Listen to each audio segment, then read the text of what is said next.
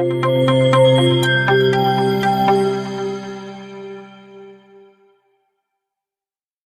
పరిశుద్ధ నామమునకు మహిమ కలుగునుగాక. కూడి వచ్చిన మీ అందరికీ నా హృదయపూర్వక వందనాలు తెలియపరుస్తున్నాను.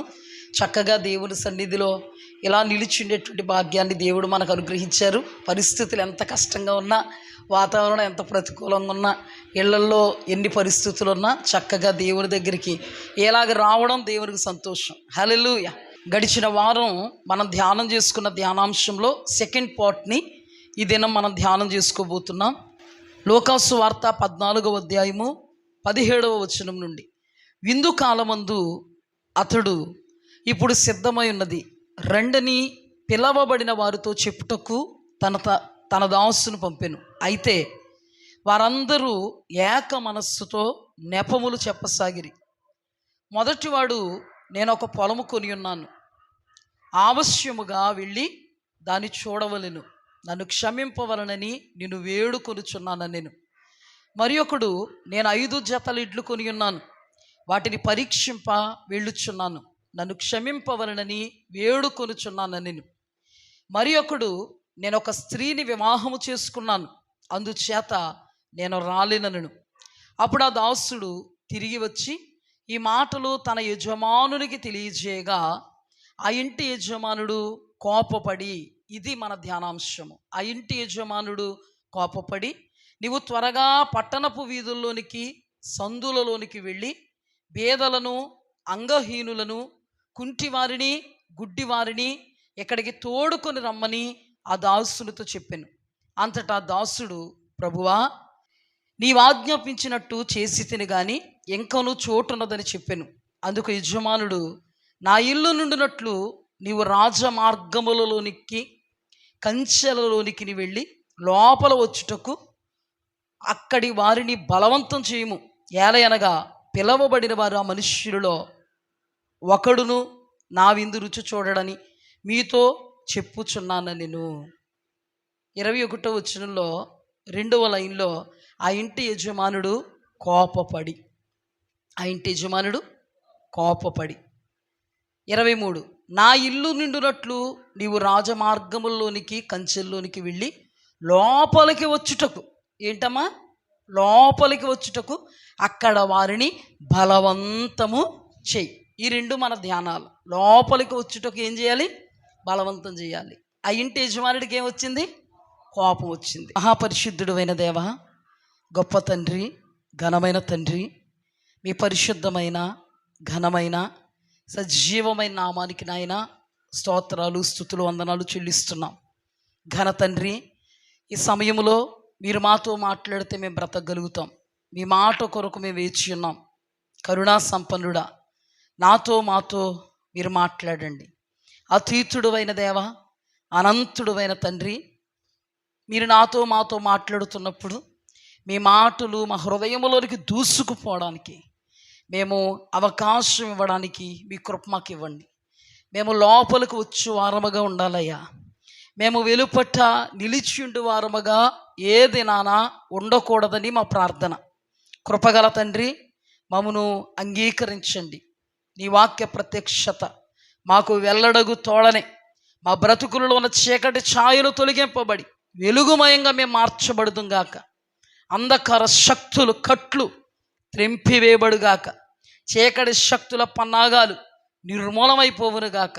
కృపతోనూ కనికరముతోనూ దయతోనూ మమ్మల్ని జ్ఞాపకం చేసుకుని నీ మాటలు నా నోట గుండా విడుదలవుతూ ఉండగా, ప్రభువా, ప్రతి ఉపమాన అలంకారము అది నీదై, ప్రతి ప్రకటన అది నీదై, అధికారపూర్వకంగా అంధకార శక్తులను దునుమాడగలిగేటువంటి శక్తి కలిగినటువంటి వాక్కు విడుదలవడానికి సహాయం చేయమని, నూతన కార్యములు ప్రతి ఆత్మలోనూ జరిగించమని యేసు పరిశుద్ధ నామమున అడిగి వేడుకుని పొందుకొని నాము పరమ తండ్రి, ఆమేన్. నెపములు వేశారు కదా, పిలవబడిన వారు నెపములు, సాకులు చెప్పారు.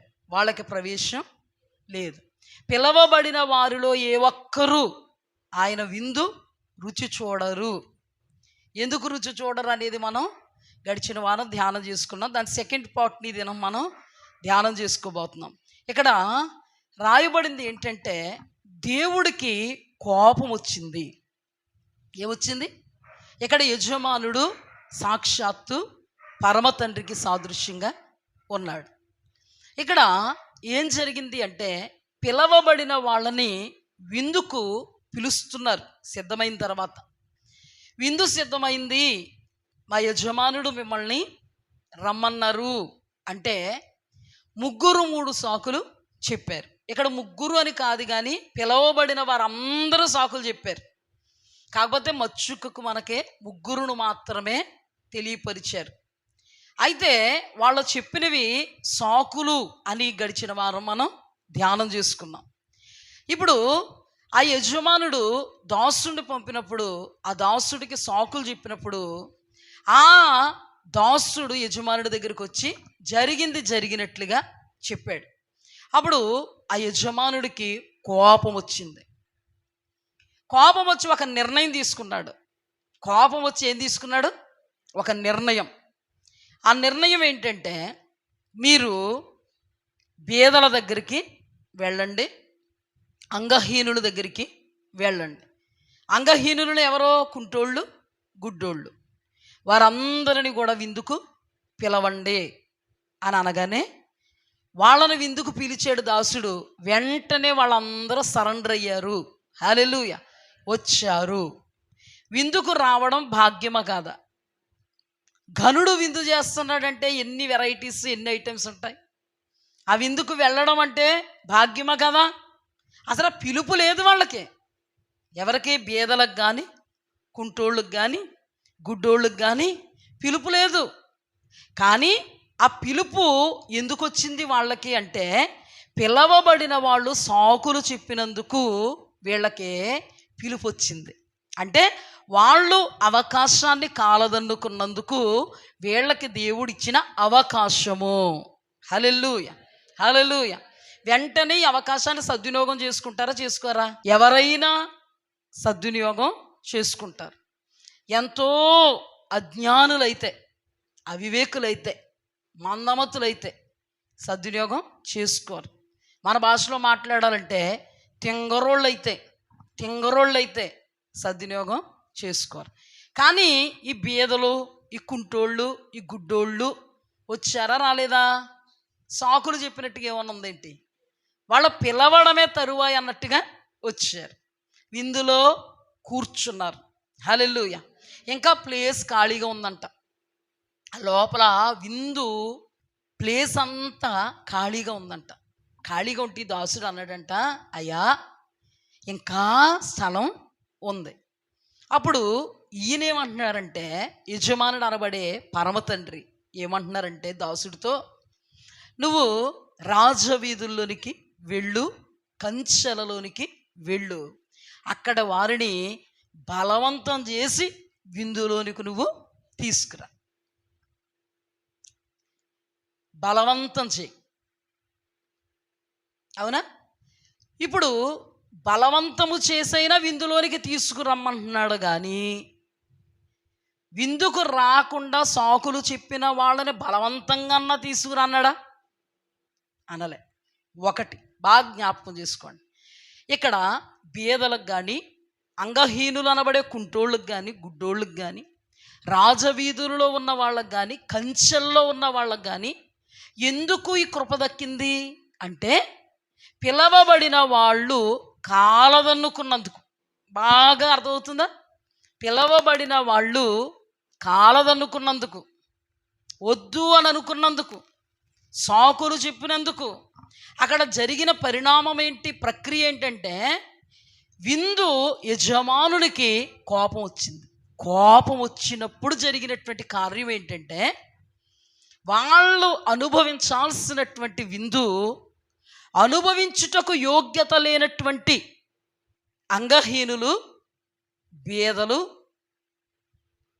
రాజవీధుల్లో ఉన్నవాళ్ళు, కంచెల్లో ఉన్నవాళ్ళు అనుభవించాల్సి వచ్చింది. హల్లెలూయా! హల్లెలూయా! ఏమంటున్నాడంటే దేవుడు, ఇక్కడ దేవుడు అని అనుకున్నాం కదా, ఏమంటున్నాడంటే దేవుడు, బలవంతంగా అయినా మీరు లోపలికి తీసుకురండి. హల్లెలూయా! ఇది నేను అంటాను కృప. ఎవరికి కృప? అంబానీ ఉన్నాడా? మీకు అర్థమయ్యేలా చెప్తాను. అంబానీ ఉన్నాడా? అంబానీయేనా? ఆయన పేరు అంబానీయే. ఆ కొడుకు పెళ్ళయింది తెలుసా? తెలుసా? కొడుకు పెళ్ళయింది. మనం ఎవరమన్నా అర్హులమా? మనం ఎవరమన్నా యోగ్యులమా? కాదు కదా. మనకి ఎవరికన్నా ఇన్విటేషన్ వచ్చింది ఏంటి? రాలేదు కదా. అసలు అలా చూడడానికి కూడా మనకి ఏమన్నా ఉందా? అసలు ఆయన ఎక్కడో మనం ఎక్కడో, వాళ్ళేంటో మనమేంటో కదా.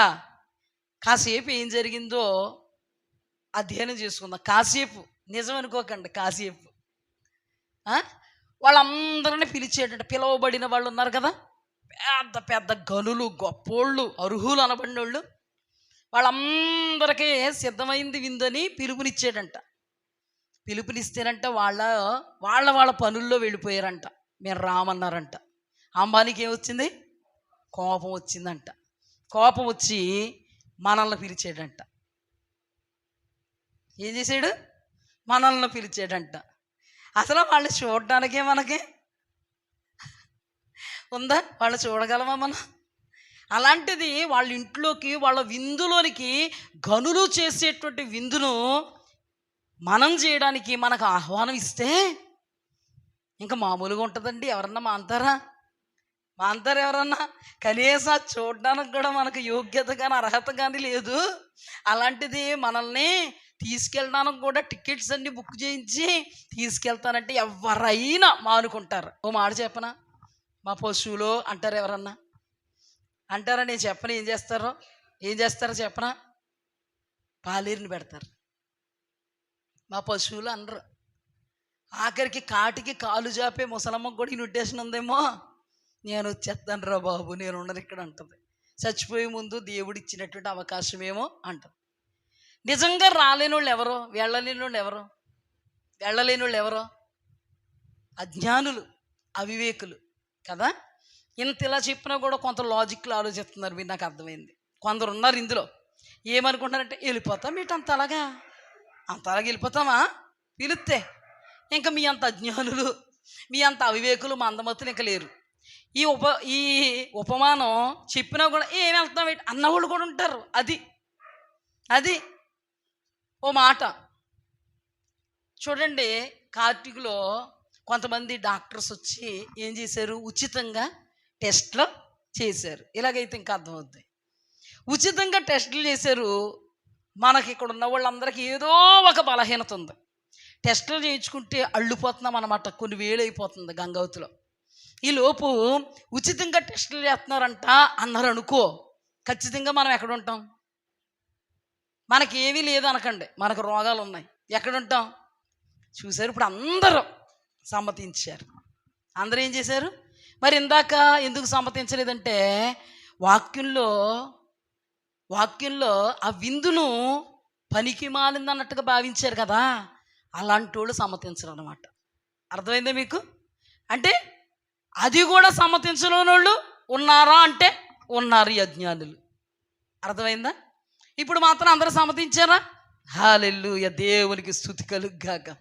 సరే, అయితే ఇప్పుడు ఇక్కడ ఏం జరిగిందంటే కృప మాత్రమే. అది ఏంటి? కృప మాత్రమే. ఇప్పుడు ఈ కృపను కాలదనుకుంటే మనంత జ్ఞానులు ఉండరు కదా. దీని అర్థం ఏంటో చెప్తాను, జాగ్రత్తగా వినండి.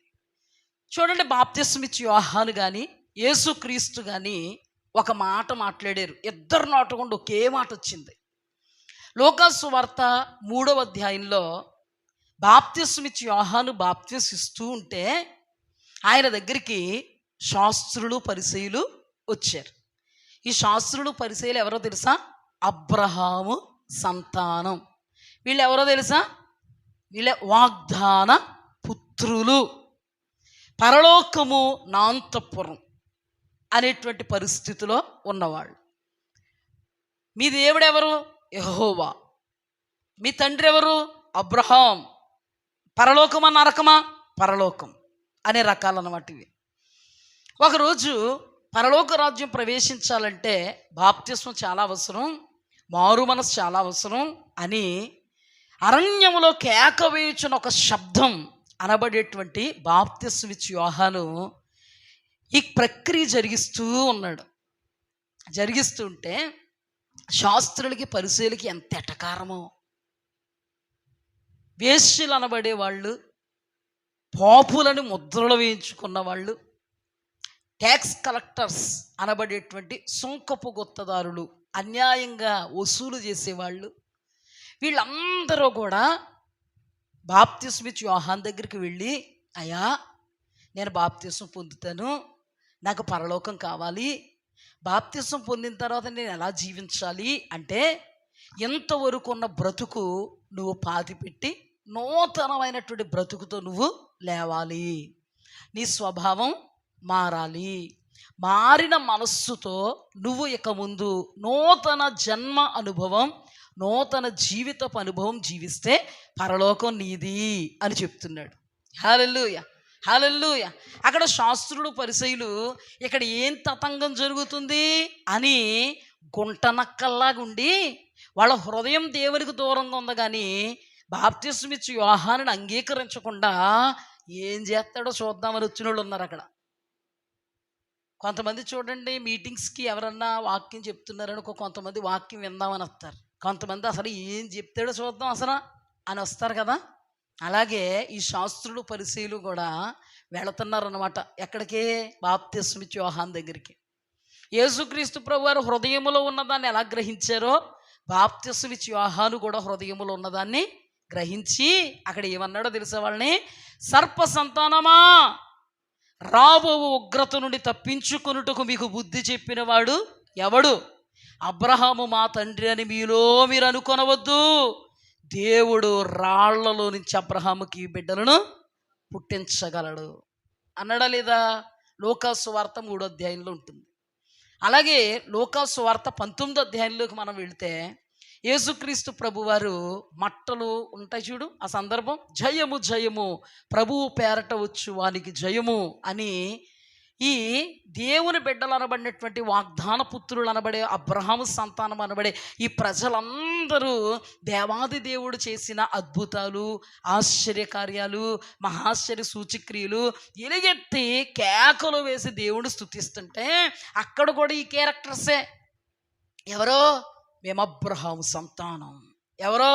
మేము శాస్త్రులం, మేము పరిసయ్యులం. ఎవరో? పరలోక రాజ్య వారసులు అని అనుకుంటున్నారే. వీళ్ళ కోపం వచ్చింది. కోపం వచ్చి అక్కడ అన్నాడు, ఓయ్ ఆపమను కేకలు, వెళ్ళలేకపోతున్నాం. ఎందుక కేకలు? పిచ్చి కేకలు. ఆయన అన్నాడు, పిచ్చి కేకలు కాదు, ఈ స్తుతి కేకలు. హల్లెలూయా, హల్లెలూయా. వీళ్ళు ఆపితే రాళ్ళు కేకలేస్తాయి. హల్లెలూయా. ఆ మాటలు చూపిస్తూ లూకా సువార్త 3వ అధ్యాయం 7వ వచనం. లూకా 3:7. అతడు తన చేత బాప్తిసం పొందవచ్చిన జన సమూహములను చూచి, సర్ప సంతానమా, రాబో ఉగ్రతను తప్పించుకున్నట్టుకు మీకు బుద్ధి చెప్పిన వాడెవడు? మారు మనస్సుకు తగిన ఫలం ఫలించుడి. అబ్రహాము మాకు తండ్రి అని మీరు అనుకొనవద్దు, మొదలు పెట్టుకొనవద్దు. దేవుడు ఈ రాళ్ల వలన అబ్రహాముకు పిల్లలు పుట్టింపగలడని మీతో చెప్పుచున్నాను. హల్లెలూయా. దేవుడే ఇక్కడ బాప్తిస్మిచ్చి యోహాను ఏమన్నాడు? అబ్రహాము మాకు తండ్రి అని మీరు అనుకొనవద్దు. ఈ రాళ్ల వలన దేవుడు అబ్రహాంకి ఏం చేస్తాడు? పిల్లల్ని పుట్టిస్తాడు. లూకాసు వార్త 19వ అధ్యాయము, లూకాసు వార్త 19వ అధ్యాయము 38వ వచనం. ప్రభువు పేరట వచ్చి రాజు స్తుతింపబడును గాక, పరలోకమందు సమాధానమును సర్వోన్నతమైన స్థలములలో మహిమయు ఉండును గాక అని తాము చూచిన అద్భుతములన్నిటిని గూర్చి మహాశబ్దముతో దేవుని స్తోత్రము చేయసాగిరి. ఆ సమూహములో ఉన్న కొందరు పరిసయ్యులు, బోధకుడా, నీ శిష్యులను గద్దించమని ఆయనతో చెప్పగా, ఆయన వారిని చూచి, వీరు ఊరకుండిన ఎడల ఈ రాళ్ళు కేకలు వేయనని మీతో చెప్పుచున్నానెను. వీళ్ళు ఊరుకుంటే ఏం కేకలేస్తాయి? రాళ్ళు కేకలేస్తాయి. ఆ రాళ్ళు ఎవరో కాదు, నువ్వు నేను. హల్లెలూయా. ఆ రాళ్ళు ఎవ్వరు కాదు, నువ్వు నేను ఎందుకయ్యాం? నీకు నాకు ఎందుకు ఆ కృప వచ్చింది అంటే, వీళ్ళు ఊరుకున్నారు. పిలవబడిన వారు, వాగ్దాన పుత్రులు, అబ్రహాము సంతానం, దేవునిని తృణీకరిస్తే మనకిది ఆ భాగ్యం దక్కింది. ఇది మీకు బాగా అర్థమవుద్ది, నేను చెప్పింది వినండి. ఇప్పుడు ఇక్కడ ఉపమానంలో కూడా వాళ్ళు తృణీకరిస్తే ఆ భాగ్యం ఎవరికి దక్కింది చెప్పండి? బీదలకి, గుడ్డోళ్ళకి, కుంటోళ్ళకి, రాజవీధులలో ఉన్న వాళ్ళకి. ఇక్కడ జాగ్రత్తగా వినండి, రాజగృహములలో ఉన్నవాళ్ళు కాదు ఇల్లు. రాజగృహములలో రాజులకు సంబంధించిన వాళ్ళు ఉంటారు, రాజవీధులలో ఎవరుంటారు? ఎవరుంటారు అమ్మా? నేను ఏమనుకోనమ్మా, గట్టి చెప్తారా? ఎవరుంటారు రాజు వీధుల్లో? ఆ వీధుల్లో ఉంటే ఏదోటి వేస్తాడు రాజుగారు. రాజుగారి పిల్లలు ఏదోటి వేస్తారు రాజవీధులలో. మీకు వీధుల్లో ఎవరు కనబడతారు? పక్కన ఎవరు కూర్చుంటారు వీధుల్లో? ఎవరో జాగ్రత్తగా అర్థం చేసుకోండి. రాజవీధుల్లో కంచెల్లో, రాజగృహాలు కాదు, గృహాలు కాదు, కంచెల్లో ఎవరుంటారు? వీళ్ళే. ఎవరో కురూపులు అంటే బీదలో, గుడ్డోళ్ళు, కుంటోళ్ళు, తృణీకరింపబడిన వాళ్ళు ఉంటారు. అవునా? అంటే ఏర్పరచబడిన వాళ్ళు అనబడే అబ్రహాము సంతానం అనబడే వాళ్ళు, వాగ్దాన పుత్రులు, పరలోక రాజ్య వారసులు, రాజ్య సంబంధులు. అందుకే మత్తయి సువార్త 8వ అధ్యాయంలో దేవుడు ఏమన్నారు?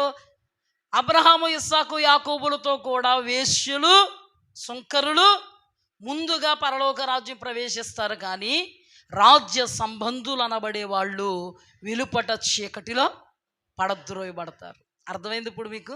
ఇప్పుడు ఎవరు కాళ్ళదన్నుకుంటే మనకి కృప వచ్చింది? పిలవబడిన వాళ్ళు అంటే వాగ్దాన పుత్రులు. ఇంకా కాస్త ముందుకెళ్తే పరలోక రాజ్య వారసులు అనబడేటువంటి వాళ్ళు, పరలోక రాజ్య సంబంధులు. దానిని కాలదన్నుకుంటే ఈ కృప మనకి దక్కింది. ఇప్పుడు చూడండి జాగ్రత్తగా, వీళ్ళని పిలిస్తే రానని ఒక్కడ చెప్పాడా? కళ్ళకద్దుకుని ఏం చేశాడు? వెళ్ళారు. ఇప్పుడు మనల్ని దేవుడు, వాళ్ళు తృణీకరిస్తే మనకి దేవుడు కృప ఇచ్చాడు. హల్లెలూయా, హల్లెలూయా. ఈ కృపను మనం కాలదనుకుంటే మనం ఏమవుతాం? ఒక్క మాట, ఇక్కడ వీళ్ళు కాలదనుకున్నారా? కాలదనుకోలేదు. ఇప్పుడు ఆ కృపను మనం కాలదనుకుంటే ఏమవుతాం అనేది ఉపదేశం. అర్థమైందా?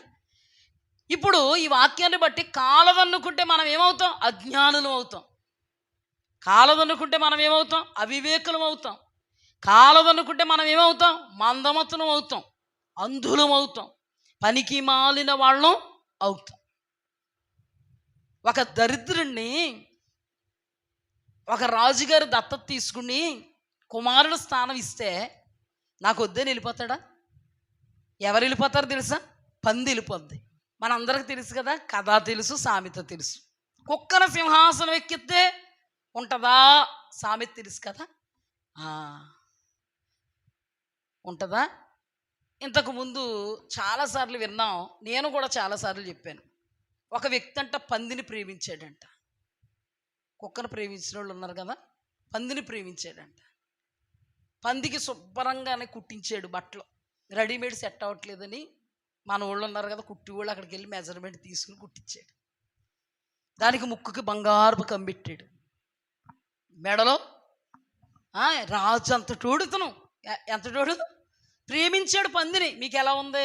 చాలా నీచంగా ఉంది పందిని ప్రేమించడం కదా. దేవుడు మనల్ని ప్రేమించడం కూడా అంతే. అందుకు చెప్తున్నాను, పందిని ప్రేమించడం ఏంటని. మొత్తానికి ఇంట్లో పెట్టుకున్నాడు, సోఫాలు ఎక్కుతుంది, బెడ్లు ఎక్కుతుంది, ఇతనితో డైనింగ్ టేబుల్ మీద కూర్చుంటుంది, ఇతనితో పాటు తింటుంది. అంత అయిన తర్వాత వాకింగ్కి వెళ్దాం అనుకుని వాకింగ్కి వెళ్తున్నాడు. చెయ్యినేసి, అది బంగారపు చెయ్యి, బాగా ఉన్నవాడు కదా. వాకింగ్కి వెళ్తా ఉన్నప్పుడు ఏమి భాగ్యం అనుకోవాలి, ఇది ఏమీ నా జన్మ అనుకోవాలా? నా జన్మ ఎంత దౌర్భాగ్యపు జన్మ, కానీ రాజు టీవీ ఇచ్చాడు, ఎవరో యజమానుడు అనుకోవాలా? అలా లేదంటే మైండ్ తింది.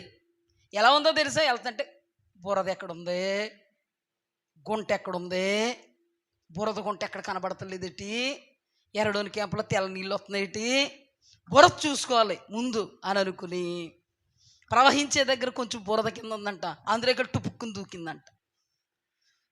యజమానుడు కోపం వచ్చిందంట, పంది బుద్ధి పోహనిచ్చుకోలేదు, దీనిని సింహాసనం ఎక్కిద్దామన్నంతగా అనుకున్నాను, దాని బుద్ధి ఎక్కడికి పోద్ది అని మొత్తం అన్నీ ఒలిసేసుకుని బంగారం అన్నీ పట్టుకుని పోయాడంట దాన్ని వదిలేసి. ఇప్పుడు దాని బ్రతికేంటి?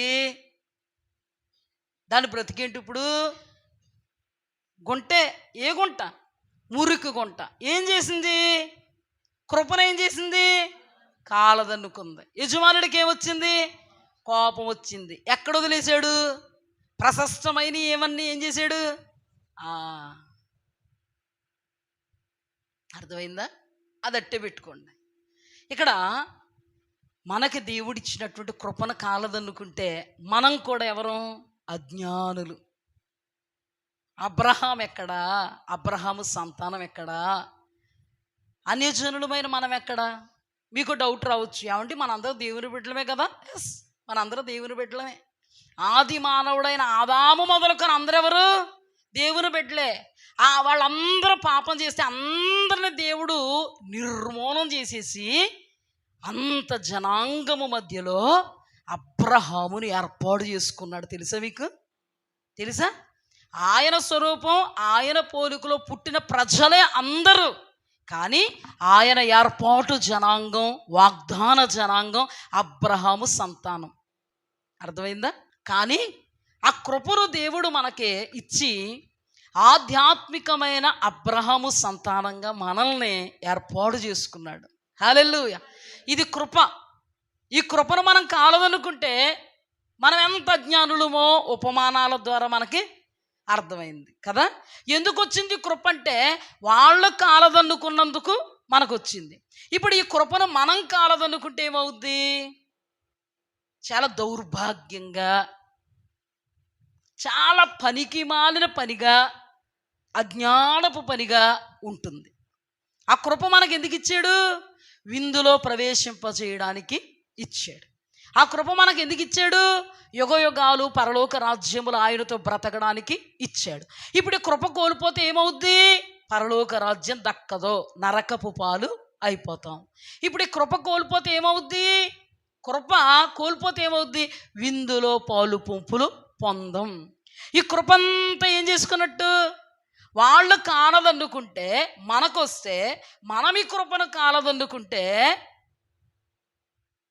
ఎందుకు పనికి రాకుండా మనం అయిపోతాం. మీకు బెస్ట్ ఎగ్జాంపుల్ చెప్తాను. ఫస్ట్ దావీదుకు ఆ కృప ఎందుకు దక్కింది 2-3 ముక్కల్లో చెప్తాను. సౌలుకి దేవుడు కృప ఇచ్చాడు. సౌలును దేవుడు రాజుగా అభిషేకించుకున్నాడు. సౌలు సంతతి యావత్తు కూడా రాజరికం చెయ్యాలని దేవునికి అభీష్టం. కానీ ఆ కృపను సౌలు ఏం చేశాడు? కాలదనుకుంటే దేవాది దేవుడు మాట్లాడుతున్న మాట, దేవుడు నిన్ను విసర్జించాడు సౌలు. ఆయన మనస్సుకు నచ్చిన, హృదయానికి నచ్చినటువంటి వ్యక్తిని ఆయన కనుగొన్నాడు, ఏర్పాటు చేసుకున్నాడు. హల్లెలూయా, హల్లెలూయా. సౌలు కృపను కాలదన్నుకున్న కారణాన ఆ కృప వచ్చి ఎవరి మీద పడింది? దావీదు మీద పడింది. ఇప్పుడు చెప్పండి, దావీదు ఆ కృపను కోల్పోతే మనం ఎంత మాట్లాడటం దావీదుని?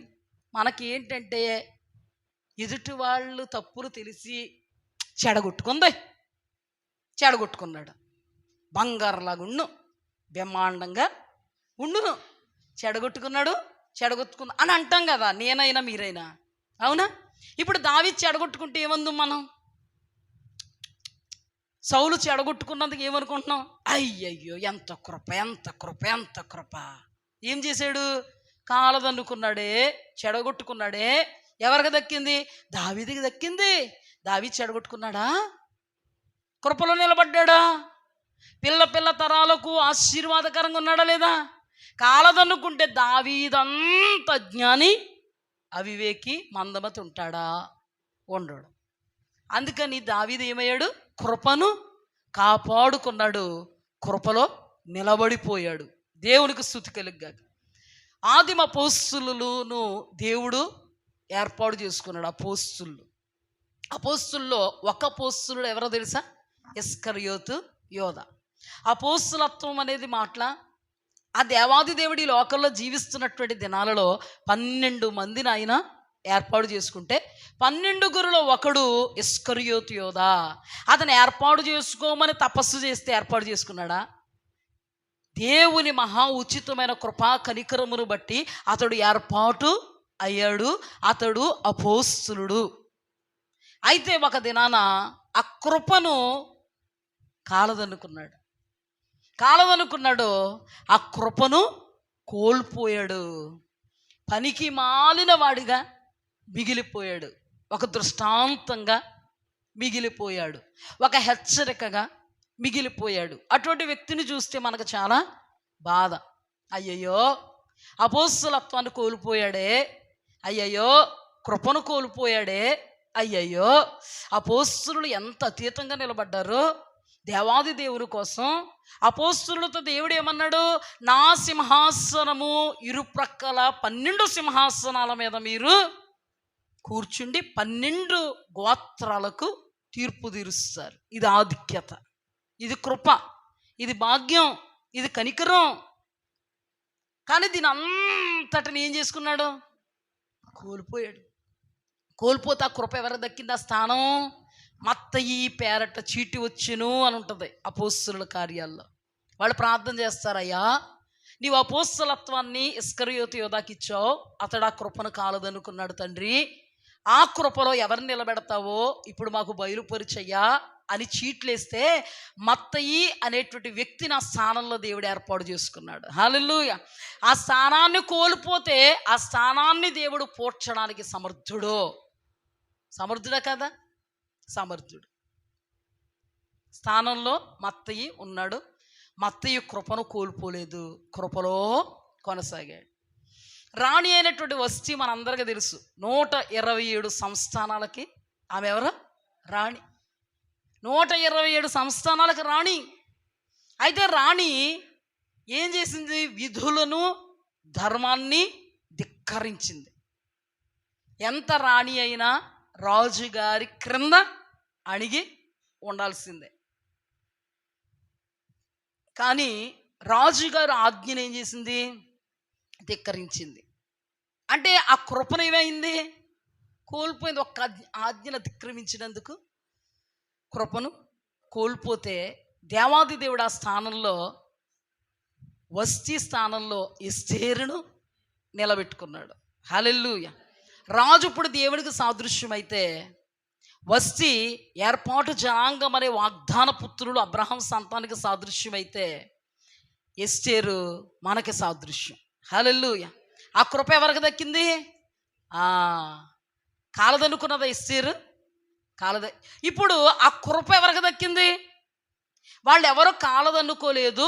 దేవుని యొక్క అభిష్టము, దేవుని యొక్క సంకేతము కూడా మనం కాలదనుకోకూడదు అని బలవంతము చేసన్నా ఆ కృపలో మనం కూర్చోవాలని దేవుని యొక్క అభిష్టం. ఇది కృప.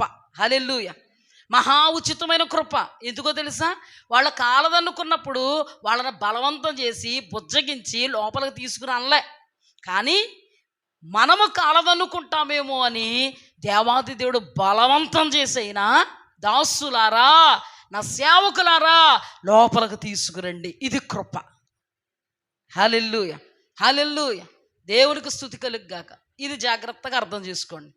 అంటే బలవంతం చేసన్నా నువ్వు లోపలికి తీసుకురా. ఎవరిని?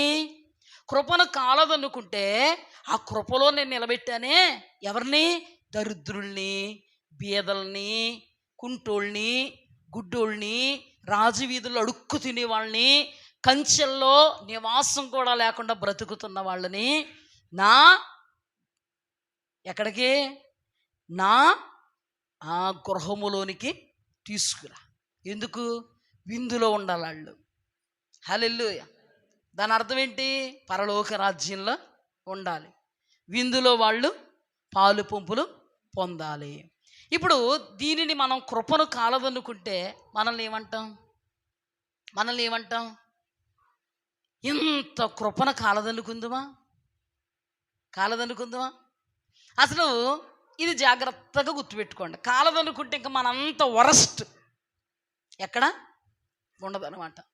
మనంత వేస్టేజ్ ఎక్కడ ఉండదన్నమాట కదా. కృపను కాలదనుకోద్దు. సరే, ఇప్పుడు జాగ్రత్తగా వాక్యంలోకి వెళ్ళిన తర్వాత మీకు అర్థమవుతుంది. యేసుక్రీస్తు ప్రభువారు ఈ లోకంలో జీవిస్తున్నటువంటి దినాల్లో ఆయన సేవ చేస్తున్నారు. ఉదయం అంతా వాక్యం చెప్పడం, స్వస్థతలు చేయడం, అద్భుత ఆశ్చర్య మహాశ్చర్య సూచక్రియలు చేయడం, రాత్రంతా దేవుని సన్నిధిలో ప్రార్థన చేయడం. ఆయన ఏం చెప్పేవారు? మారు మనస్సు పొందండి, పరలోక రాజ్యం సమీపించింది. రాత్రంతా ప్రార్థనలు ఉంటూ ఉండేవారు.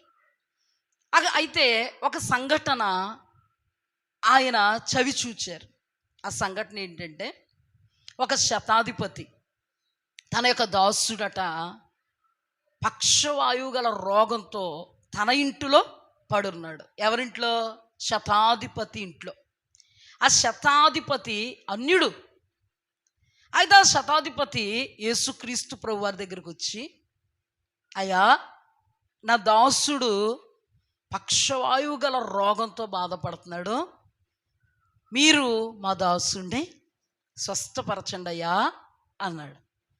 ఈయనేం చేశాడంటే, యేసుక్రీస్తు ప్రభువారు, నడయ్యా శతాధిపతి, నడు, నీ దాసుడి దగ్గరికి వెళదాం అన్నాడు. శతాధిపతి అన్నాడు, అయ్యా,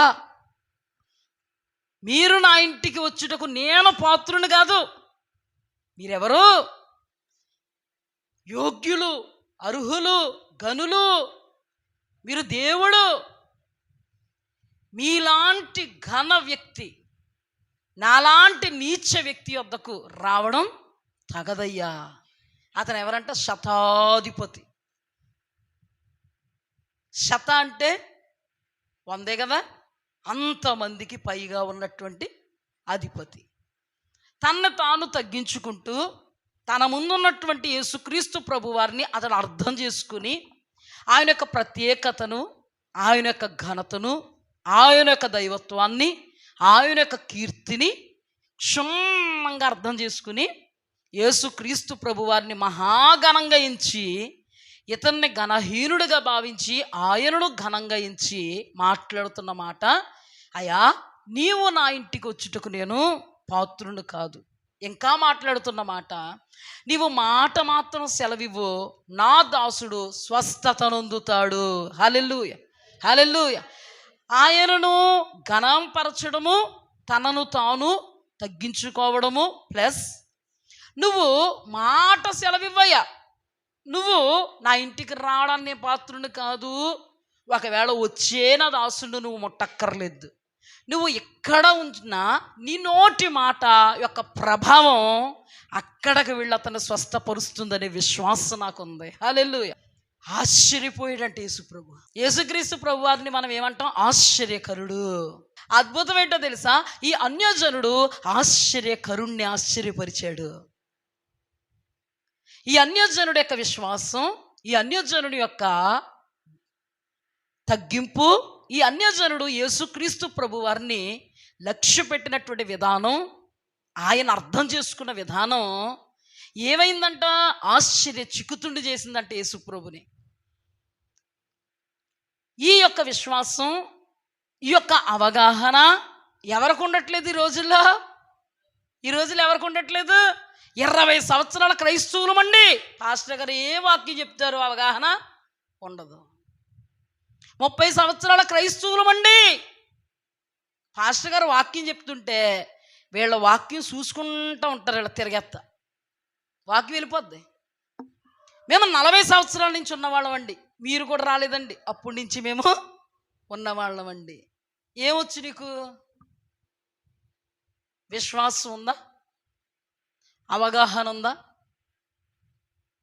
ఎలా అర్థం చేసుకోవాలో తెలిసిందా? అందుకే ఆశ్చర్యకరుణ్ణి ఆశ్చర్యపరిచింది ఒక అన్యజనుడి యొక్క విశ్వాసం. ఆయన ఏమన్నారో తెలుసా?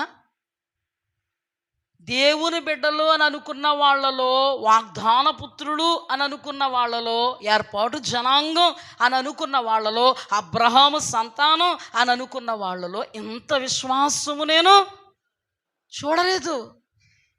అద్భుతం ఏంటంటే, మత్తయి సువార్తలో అన్యజనుడి విశ్వాసాన్ని బట్టి ఆశ్చర్యపడిన యేసు ప్రభు మార్కు సువార్తలో తన ప్రజలు అనబడేటువంటి క్రైస్తవుల యొక్క విశ్వాసమును కాదు, అవిశ్వాసాన్ని చూసి ఆశ్చర్యపడ్డాడంట. అక్కడ మార్కు సువార్తలో రాయబడి ఉంటుంది.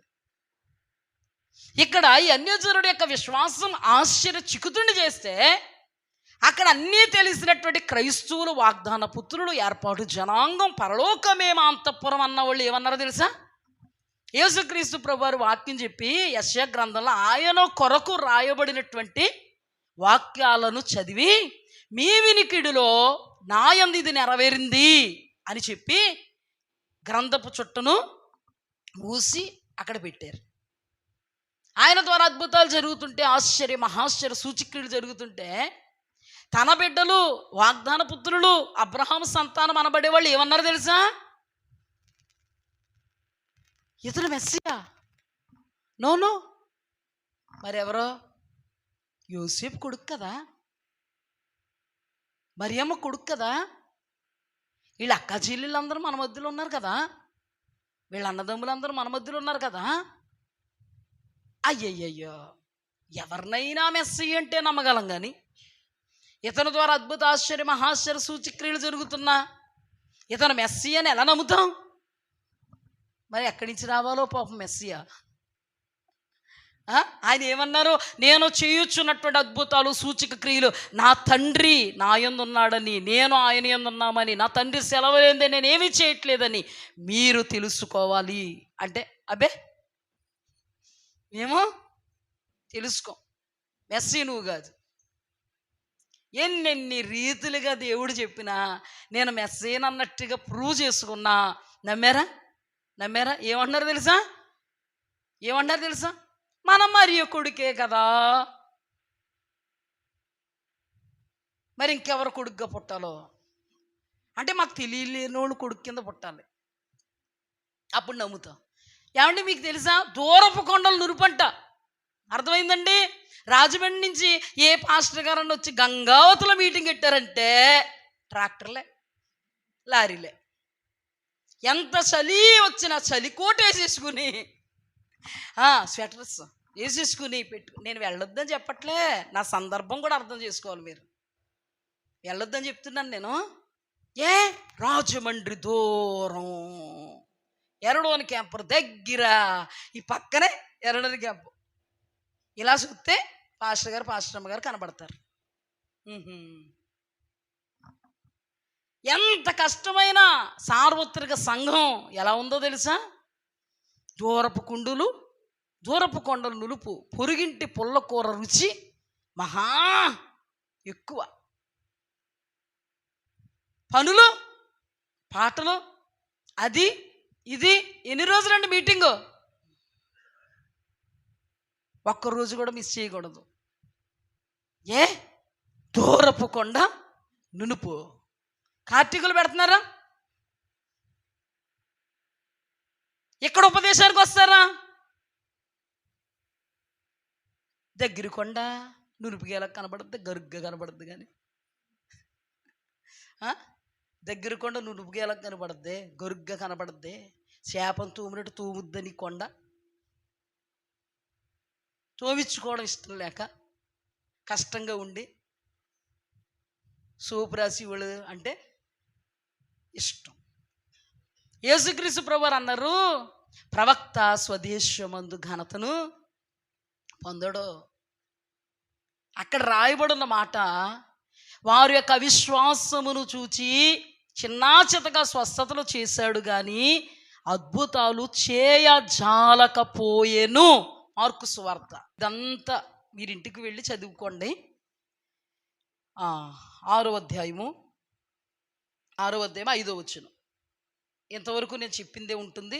5వ వచనం చదువుతాను. అందువలన కొద్దిమంది రోగుల మీద చేతులుంచి వారిని స్వస్థపరచుట తప్ప మరి ఏ అద్భుతమును ఆయన అక్కడ చేయజాలకపోయెను. అంటే చెయ్యలేకపోయాడంటే ఇంకా ఆయన వారి అవిశ్వాసమునకు ఆశ్చర్యపడిను.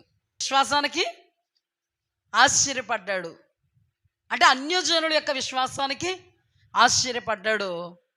తన వాగ్దాన సంబంధులు, రాజ్య సంబంధుల యొక్క అవిశ్వాసానికి ఆశ్చర్యపడ్డాడు. ఈ రెండు కూడా జాగ్రత్తగా గుర్తుపెట్టుకోండి. ఆ తర్వాత కొంచెం ముందుకు వెళితే మనం ఇక్కడ మత్తయి సువార్త 11వ అధ్యాయం 20కి రండి.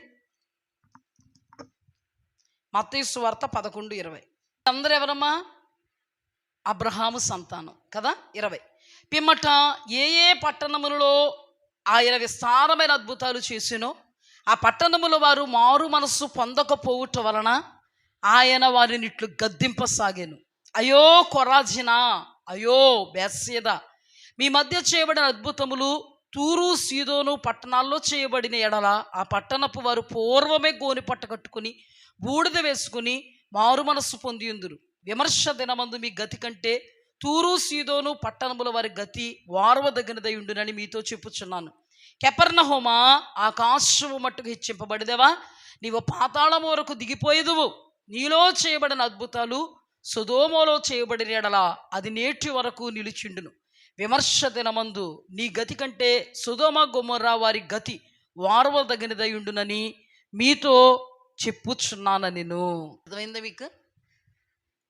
వాగ్దాన పుత్రుల మధ్యలో, ఏర్పాటు జనాంగము మధ్యలో, రాజ్య సంబంధులు అనబడేటువంటి తన ప్రజల మధ్యలో దేవాది దేవుడు అద్భుతాలు చేశారు, ఆశ్చర్యకార్యాలు చేశారు, మహాశ్చర్యకార్యాలు చేశారు, సూచక క్రియలు చేశారు. అయినా కానీ వాళ్ళు ఆ యేసుక్రీస్తు ప్రభువారిని ఏం చేశారు? తృణీకరించారు, మారు మనస్సు పొందలేదు, ఆయన చెప్పిన మాటలు వినలేదు, ఆయనని ఎప్పటికప్పుడు తృణీకరిస్తూనే ఉన్నారు. మెస్సయ్యగా ఏదినా చూడలేదు, కానీ ఆయన నిజంగా మెస్సయ్య, కానీ మెస్సయ్యగా చూడలేదు. ఎలా చూశారో తెలుసా? యోసేపు కొడుకే కదా, మనోడు యోసేపు కొడుకే,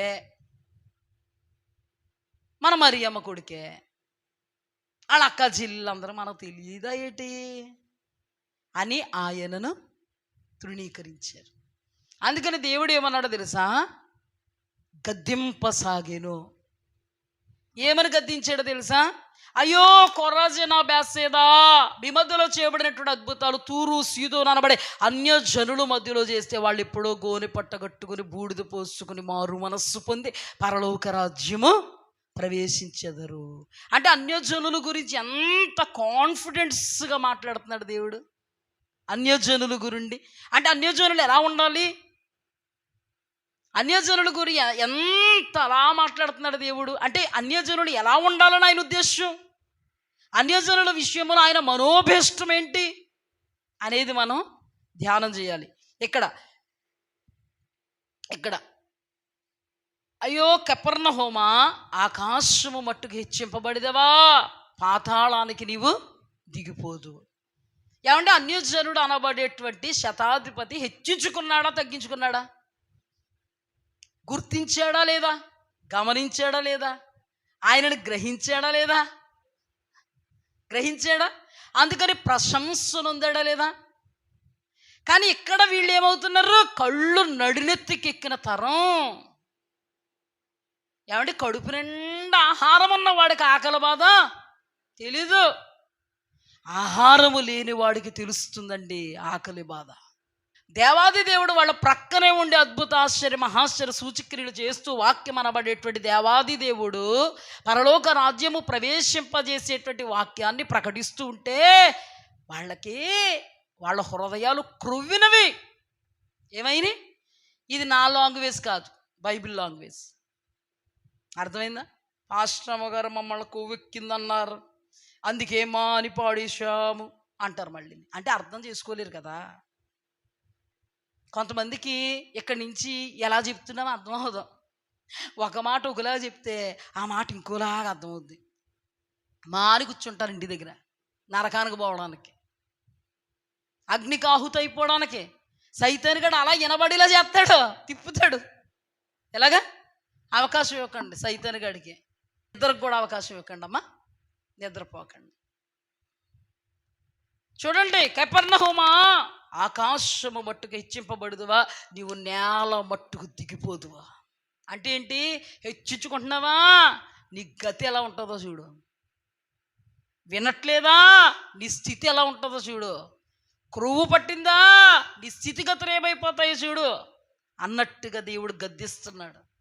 నీలో చేయబడినటువంటి కార్యాలు, నీకు వినిపించినటువంటి వర్తమానాలు, నీకు వినిపించినటువంటి ఉపదేశాలు అన్యజనులకు వినిపిస్తే వాళ్ళు ఎప్పుడో మారు మనస్సు పొంది పరలోకం వెళ్ళుదురు. అంటే దేవుని ఉద్దేశ్యములో వీళ్ళు కాలదన్నుకోరు. ఎవరో మన అంశాన్ని బట్టి కంచెల్లో ఉన్న వాళ్ళు కాలదనుకున్నారా? లేదు. రాజవీధుల్లో ఉన్న వాళ్ళు కాలదనుకున్నారా? లేదు. బేదల కాలదనుకున్నారా? లేదు. గుడ్డోళ్ళు కాలదనుకున్నారా? లేదు. కుంటోళ్ళు కాలదనుకున్నారా? లేదు. ఇక్కడ దేవుడు ఉద్దేశం కూడా ఏంటి? కాలదన్ను కోరు. అంటే కాలదన్నుకోవడం దేవుడి చిత్తమా? కాలదన్నుకోకపోవడం దేవుని చిత్తమా? కాలదన్నుకోకపోవడం దేవుని చిత్తము. ఇది జాగ్రత్తగా గుర్తుపెట్టుకోండి. ఇక్కడ దేవాది దేవుడు వాగ్దాన పుత్రుల్ని, రాజ్య సంబంధుల్ని వాళ్ళ యొక్క అవిశ్వాసాన్ని బట్టి, వారి యొక్క అల్ప విశ్వాసాన్ని బట్టి, యేసుక్రీస్తు ప్రభు వారిని కాలదన్నుతున్న విధానాన్ని బట్టి, త్రోసేస్తున్న విధానాన్ని బట్టి వాపోతూ గుండెలు బాదుకున్నట్టుగా దేవాది దేవుడు వాళ్ళని గద్దిస్తూ ఆయన గోడు మనకి తెలియజేస్తూ ఉన్నాడు. అంటే వాళ్ళ గతి ఏమవుతుందని చెప్తున్నాడు? సొదొమ గొమొర్రా పట్టణాల కంటే దుర్గతి మీకు కలుగుద్ది. అంటే అవే బెటర్. సొదొమ గొమొర్రా పట్టణాలే ఓర్వదగినవిగా ఉంటాయి. అంటే మీకు వచ్చేటువంటి ఆ శిక్ష విషయంలో ఆ సొదొమ గొమొర్రా పట్టణాల శిక్షే మీ శిక్ష కంటే తక్కువగా ఉంటుంది. విమర్శ దినమందు మీ గతి కంటే తూరు సీదోను పట్టణముల వారి గతి ఓర్వదగినదై ఉంటుంది. మీ శిక్ష కంటే, మీ గతి కంటే, మీ స్థితి కంటే తక్కువగా ఉంటుంది. కపెర్నహూమా, నీ స్థితి కంటే సొదొమ గొమొర్రాల స్థితే ఓర్వదగినట్టుగా ఉంటుంది. అంటే ఏంటి? వాళ్ళు బెటర్గా ఉంటారు అని అర్థమైంది కదా. అంటే ఇక్కడ దేవాది దేవుడు ఏం మాట్లాడుతున్నాడంటే తన ప్రజల యొక్క అవిశ్వాసాన్ని మనకి తెలియపరుస్తున్నాడు. వాళ్ళ కాలదన్నుకుంటున్నటువంటి వాటిని తెలియపరుస్తున్నాడు. ఇక్కడ ఉపమానంలో కూడా వాళ్ళు కాలదన్నుకున్నందుకే అన్యజనులు మనబడే మనకేం వచ్చింది? కృప వచ్చింది. ఇక్కడ అన్యజనుల విశ్వాసాన్ని బట్టి ఆశ్చర్యపడిపోతున్నాడు. ఇక్కడ తన ప్రజలు అనబడేటువంటి వారి యొక్క అవిశ్వాసాన్ని బట్టి ఆశ్చర్యపడిపోతున్నాడు. ఇక్కడ తన ప్రజల మధ్యలో చేసిన అద్భుత ఆశ్చర్య మహాశ్చర్య సూచక క్రియలు అన్యజనుల్లో చేస్తుంటే వాళ్ళు ఎప్పుడో, దాని అర్థం ఏంటి? విందులో ప్రవేశిస్తారు, పరలోకంలో ప్రవేశిస్తారు అనేటువంటి కాన్ఫిడెన్స్ ఎవరికి ఉంది? దేవుడికి. అద్భుతం ఏంటంటే ఆయన మన మీద పెట్టుకున్న ఆశలను కూడా మనం రివర్స్ చేయగలిగేటువంటి కెపాసిటీ కలిగిన వాళ్ళమని కాసేపుడికి అర్థమవుద్ది. మనకి చూద్దాం అర్థమవుద్దో లేదో. మీరు జాగ్రత్తగా గుర్తుపెట్టుకోండి. ఇంకొక మాట, లూకాసు వార్త సేమ్ సిచ్యువేషన్ అనమాట.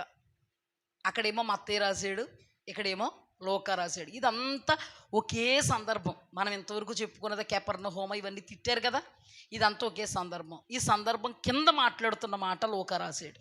చూడండి. ఏలియా దినములు యందు 3 ఏండ్ల 6 నెలల ఆకాశము మూయబడి దేశమందంతటా గొప్ప కరువు సంభవించినప్పుడు ఇశ్రాయేలీల్లో అనేక మంది విధవరాండ్రు ఉండినను ఏలియా సీదోనులోని సారేపతుని ఊరిలో ఉన్న ఒక విధవరాలు యొద్దకే గాని మరి ఎవని యొద్దకు పంపబడలేదు. మరియు ప్రవక్త అయిన ఎలీషా కాలమందు ఇశ్రాయేలీల్లో అనేక కుష్ఠరోగులుండును. సిరియా దేశస్థుడైన నయమాను తప్ప మరి ఎవడూ శుద్ధి నొందలేదని నేను మీతో నిశ్చయముగా చెప్పుచున్నాను.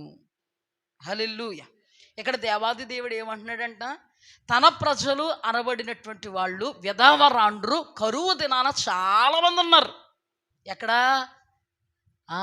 తన ప్రజలు, వాగ్దాన ప్రజలు, ఏర్పాటు జనాంగం, రాజ్య సంబంధులు చాలామంది ఉన్నారు. కానీ వాళ్ళందరి యొద్దకు ఏలియాని ఎందుకు పంపలేదు దేవుడు? వాళ్ళ కాలదన్నుకునే అనుభవంలో ఉన్నవాళ్ళు, వాళ్ళు తృణీకరించిన అనుభవంలో ఉన్నవాళ్ళు. కాబట్టి ఆ కృప ఎవరికిచ్చాడు? సారేపతను ఊరిలో ఉన్నటువంటి విధవరాలకి దేవుడిచ్చాడు. ఆ కృపణ విధవరాలు కాలదన్నుకుందా కాపాడుకుందా? చెప్పండి అందరూ. కాపాడుకుందా కాలదన్నుకుందా? అంటే దేవుడు ఉద్దేశ్యములో కృపను కోల్పోతే దేవుడు ఆ స్థానంలో వేరొకరికి ఇచ్చినటువంటి కృపను కాపాడుకోవాలని అనుకుంటున్నాడా, కాలదనుకోవాలని అనుకుంటున్నాడా? ఆయన ఉద్దేశ్యం ఎలా ఉంది? కాపాడుకోవాలి. అవునా? నెక్స్ట్ ఏంటంటే, ఆ ఎలీషా దినాల్లో కుష్ఠరోగులు తన ప్రజలు అనబడిన వాళ్ళు చాలామంది ఉన్నారు. ఎలీషా ప్రవక్త కాదా? ఎలీషా ద్వారా అద్భుతాలు జరగలేదా? కానీ కుష్ఠరోగులు చాలామంది ఉన్నారు. కానీ ఒక అన్యజనుడైనటువంటి సిరియా సైన్యాధిపతి మాత్రమే స్వస్థత పొందాడు. ఎందుకు అంటే, ఇందాక మనం ధ్యానం చేసుకున్నామే, వారి అవిశ్వాసాన్ని బట్టి దేవాది దేవుడు అద్భుతములు చేయజాలకపోయెను. కృపను కాలదన్నుకున్న వాళ్ళలో చేయజాలకపోయెను. ఆ కృపను కాలదన్నుకున్నారు కాబట్టి ఆ కృపను దేవుడు నయమానికి ఇచ్చాడు. ఆ కృపను దేవుడు సారెపతు విధవరాలకే ఇచ్చాడు. ఇప్పుడు వారు కృపను కాలదన్నుకున్నారా, కాపాడుకున్నారా? అంటే మన వాక్యాన్ని జాగ్రత్తగా అధ్యయనం చేస్తే, జాగ్రత్తగా గమనిస్తే, మనం ఇక్కడ ఉపమానంలో కూడా కృపను కాలదన్నుకున్న వాళ్ళు రాజ్య సంబంధులైతే వాళ్ళ మీద కోపపడి ఆ కృపను దేవుడు మనకిచ్చాడు. హల్లెలూయా, హల్లెలూయా. ఇక్కడ మనకు సాదృశ్యంగా ఉన్నటువంటి బేదలు కావచ్చు, కుంటోళ్ళు కావచ్చు, గుడ్డోళ్ళు కావచ్చు, రాజవీధుల్లో ఉన్న వాళ్ళు కావచ్చు, కంచెల్లో ఉన్న వాళ్ళు కావచ్చు, వాళ్ళు కృపను కాపాడుకున్నారా, కాలదనుకున్నారా? కృపలో నిలబడ్డారా, కృపను కాలదనుకున్నారా? కృపలో నిలబడ్డారు. అర్థమైందా? అయితే ఇక్కడ దేవుడు ఉద్దేశాన్ని బట్టి మనం ఇంతవరకు ధ్యానం చేసుకున్నటువంటి ఈ యొక్క ధ్యానాంశములో నుండి ఈ జరిగినటువంటి సందర్భాలన్నిటిలో వాళ్ళు కృపను కాలదన్నుకున్నారా, కాపాడుకున్నారా? అన్యులు కాపాడుకున్నారా, కాలదన్నుకున్నారా?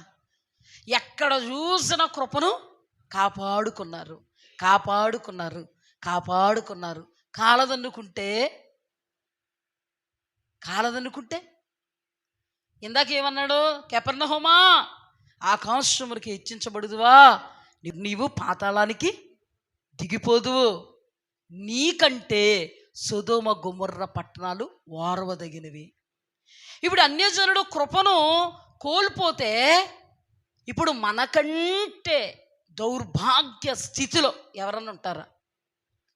అందరూ మనకంటే బెటర్గా ఉంటారు. ఒక మాట చెప్పనా? కెపెర్నహూమును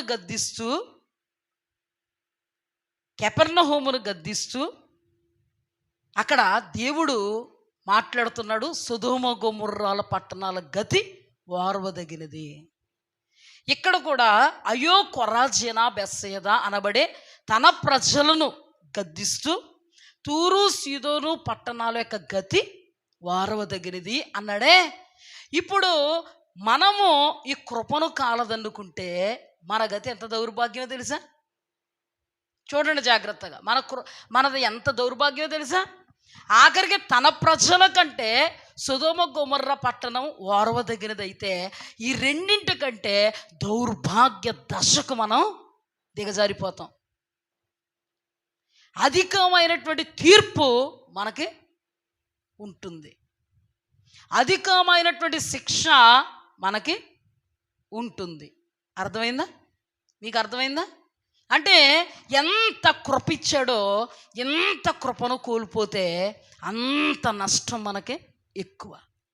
ఏమండి, మా ఇంటికి మెట్లు ఉన్నాయి తెలుసా మీకు? చర్చికి మెట్లు ఉన్నాయి, అవునా? నువ్వు ఇప్పుడు ఎక్కడ నిలబడ్డావంటే చర్చి మెట్ల మీద నిలబడ్డావు. పడ్డావంటే దెబ్బ గట్టి తగులుద్ది. అదే మా ఇంటి మెట్ల మీద నుంచి పడ్డావనుకో, అంత గట్టిగా తగలదు. ఇప్పుడు నువ్వు ఏ మెట్ల మీద ఉన్నావు? మహావిస్తారమైన కృప అనబడేటువంటి ఎత్తైన స్థానములో దేవుడు నిన్ను పెట్టాడు. దానిని మాత్రం నువ్వు పోగొట్టుకుంటే అక్కడ నుండి నువ్వు కిందకు పడితే బ్రతికే ఛాన్సే ఉండదు. అలాగే మనకిచ్చిన కృప ఒకరు కాలదన్నుకుంటే అది మనకు దక్కింది. ఈ కృప విస్తారమైనది. హల్లెలూయా. ఈ కృప వర్ణనాతీతమైనది. హల్లెలూయా. వాళ్ళ కాలదన్నుకుంటేనే దేవుడు కోపపడి మనకి కృప ఇచ్చాడు. ఆ కృపను మనము కాలదన్నుకుంటే మనకి ఇటువంటి శిక్ష వస్తుంది.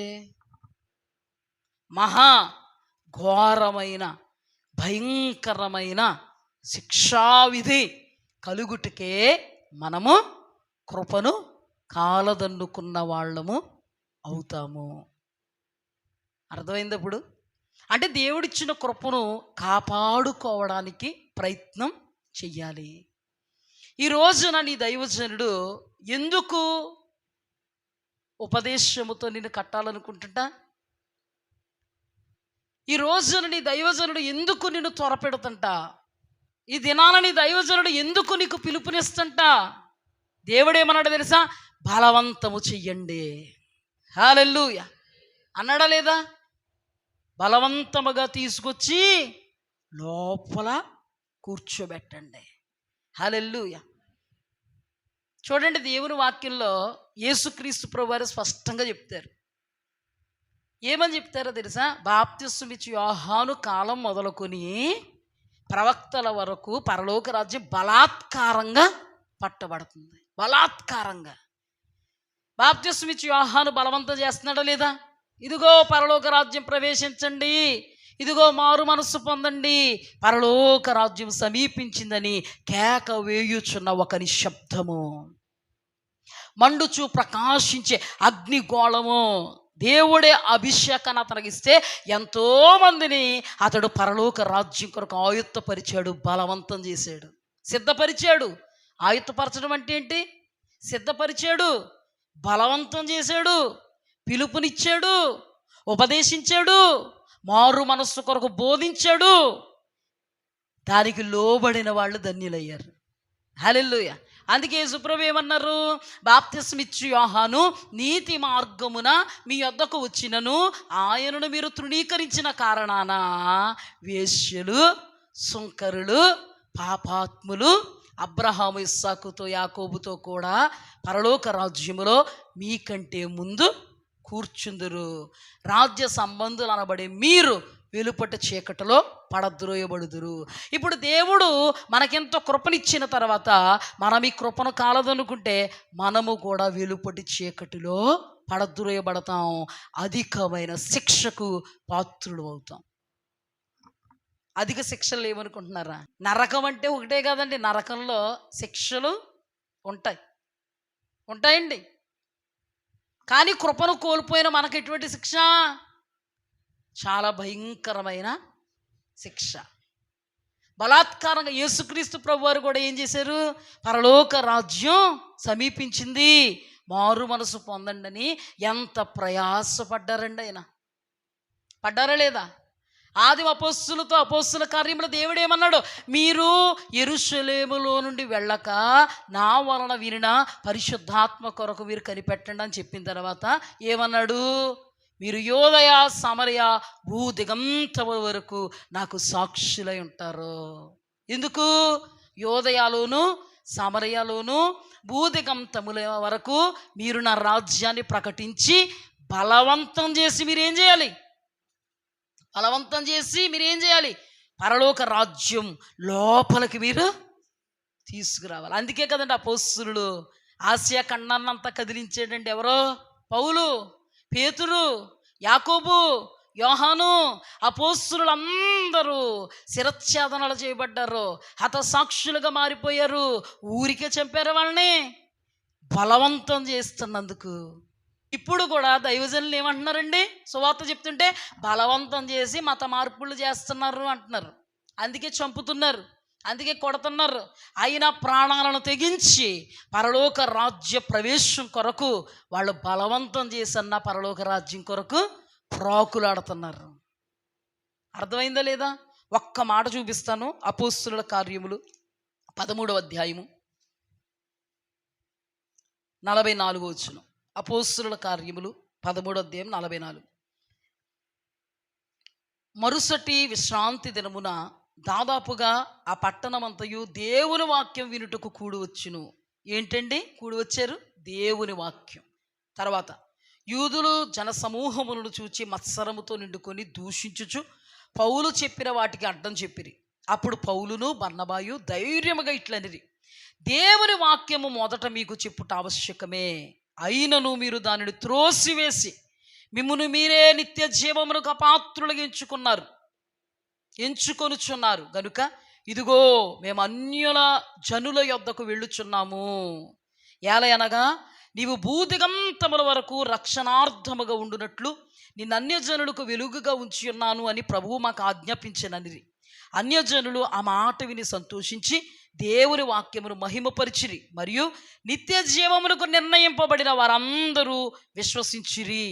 ప్రభు వాక్యం ఆ ప్రదేశమంతటా వ్యాపించెను. గాని యూదులు భక్తి మర్యాదలు గల స్త్రీలను, ఆ పట్టణపు ప్రముఖులను రేపి పౌలునకు బర్నబాకు హింస కలుగుచేసి వారిని తమ ప్రాంతముల నుండి వెళ్ళగొట్టిరి.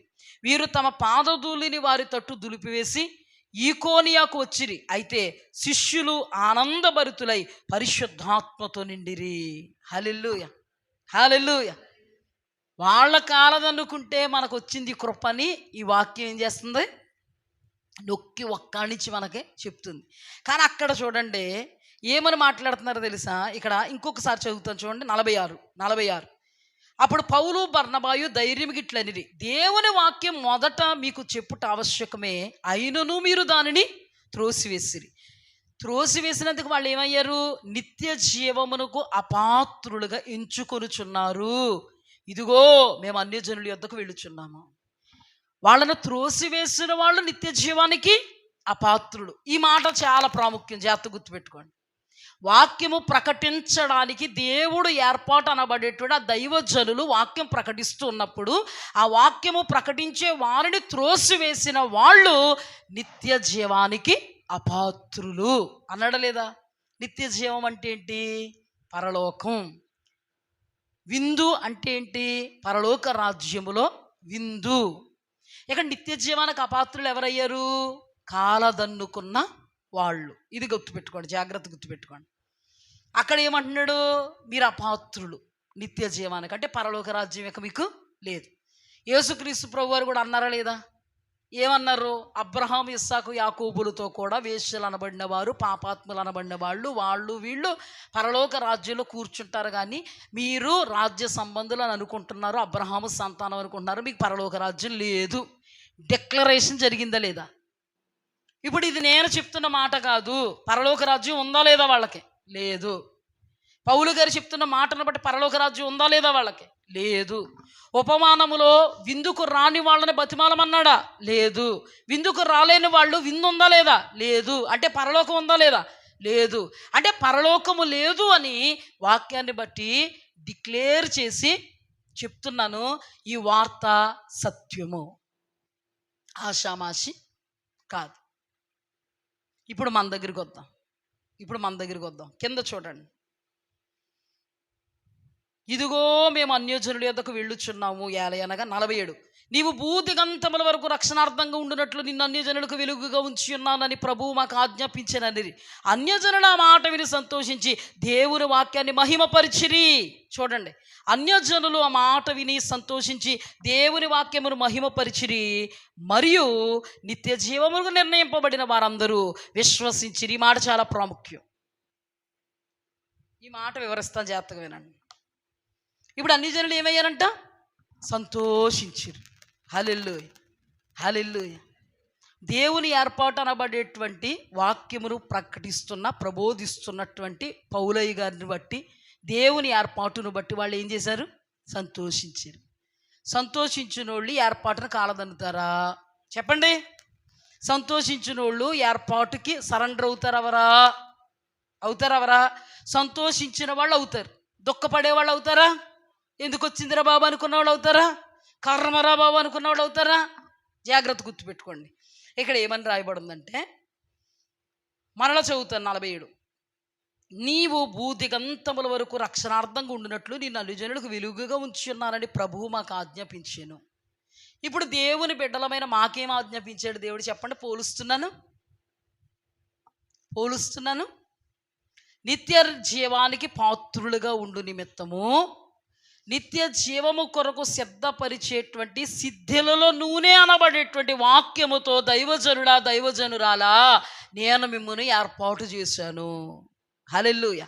ఇది ఎవరి ఏర్పాటు? దేవుని ఏర్పాటు. ఇప్పుడు నిత్య జీవముకు పాత్రులు అంటే పరలోక రాజ్యానికి పాత్రులు అనబడే వాళ్ళు ఈ ఏర్పాటును కాలదన్నుకుంటారా, కాపాడుకుంటారా? ఈ వాక్యం అంతటిని బట్టి చెప్పేలా అర్థం అవ్వలేదేంటి నాది, మరే రావట్లేదే మాట. కాపాడుకుంటారా, కాలదన్నుకుంటారా? కాలదన్నుకుంటే ఎక్కడుంటారు? వాక్యాన్ని బట్టి. కాపాడుకుంటే ఎక్కడుంటారు? ఎందుకు కాపాడుకుంటుంటారు? ఆ వాక్యమును బట్టి సంతోషిస్తే. హల్లెలూయా. అందుకే కాలేబు యెహోషువలు ఏమంటారు తెలుసా? మన యందు దేవుడు సంతోషిస్తే పాలు తేనెలు ప్రవహించే దేశం మనదే. హల్లెలూయా. ఇదే నీయందు నాయందు దేవుడు సంతోషిస్తే పరలోక రాజ్యం మనదే. ఈ ఏర్పాటును కాలదన్నుకుంటే నరకరాజ్యం నీది. అందుకే అక్కడ రాయబడి ఉంది, నిత్య జీవానికి అపాత్రులుగా ఏర్పాటు చేయబడిన వాళ్ళు కాలదన్నుకున్నారు కాబట్టి అన్యజనులకు ఆ కృప దక్కింది. ఇది మనము మొదట ధ్యానించుకున్నటువంటి ధ్యానాంశం అనబడేటువంటి ఉపమాన అలంకారములో ఉన్నటువంటి సారాంశం అనబడేటువంటి సత్యం ఇది. అర్థమైందా? దానిలో ఉన్నటువంటి గూఢార్థము ఇది, గూఢభావము ఇది, సారాంశము ఇది, సత్యము ఇది. ఈ ఏర్పాటును కాలదన్నుకుంటే నిత్యరాజ్యమా, నిత్య నారస్యం అనబడే నరకమా? ఈ ఏర్పాటుని ఎందుకు కాలదనుకోకూడదు? మాకు వచ్చి సన్మానాలు చేస్తారు, ఇక్కడ దండేసి దండం పెడతారా, పూజింతారా? ఏం చెప్తాం మేము? నిత్య జీవానికి మిమ్మల్ని వారసులుగా చేయగలిగే, సిద్ధపరచగలిగే, సిద్ధిలలో నూనుండగలిగేటువంటి వాక్యము చేత మిమ్మల్ని మేము నింపుతాం. హల్లెలూయా. వాక్యము ప్రకటించేటువంటి మమ్మును బట్టి మీరు ఏం చేయాలి?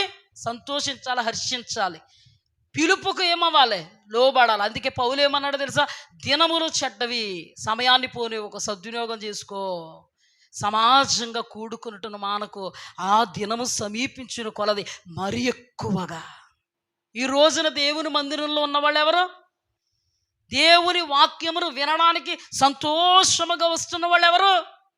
మాకు ప్రార్థన ఉందండి, ప్రార్థన తీసుకుపోద్ద పరలోకం. దేవుని ఏర్పాటును నువ్వు కాలదన్నుకుంటే నీకు నిత్య నరకం. యేసుక్రీస్తు ప్రభువారే తండ్రి యొక్క అద్వితీయ కుమారుడు, మార్గం, సత్యం, జీవం, ఆయనే వాక్యం. ఆయనను కాలదన్నుకున్న వాళ్ళ గతి ఏమైంది? నానబడిన వాళ్ళు, ఏర్పాటు జనాంగం. ఇంకెవరు? వాగ్దాన పుత్రులు. ఇంకెవరు వాళ్ళు? రాజ్య సంబంధులు. వెలుపట చీకటిలో అగ్ని ఆరదు, పురుగు చావదు. ఎందుకు? ఏర్పాటును కాలదన్నుకున్నందుకు. ఎందుకు? బాప్తిస్మిచ్చి యోహాన్ని కాలదన్నారు, ప్రవక్తలు అనబడే వాళ్ళని కాలదన్నారు, సిద్ధపరిచేటువంటి దైవ జనాంగాన్ని, ప్రవక్తల్ని కాలదన్నారు. తలపోటు అనుకున్నారు, కర్మ బాబాయ్ అనుకున్నారు. వీళ్ళు సోదేంటి బాబోయ్, వీళ్ళు గోలేంటి బాబోయ్, ఆదివారం సరిపోదా?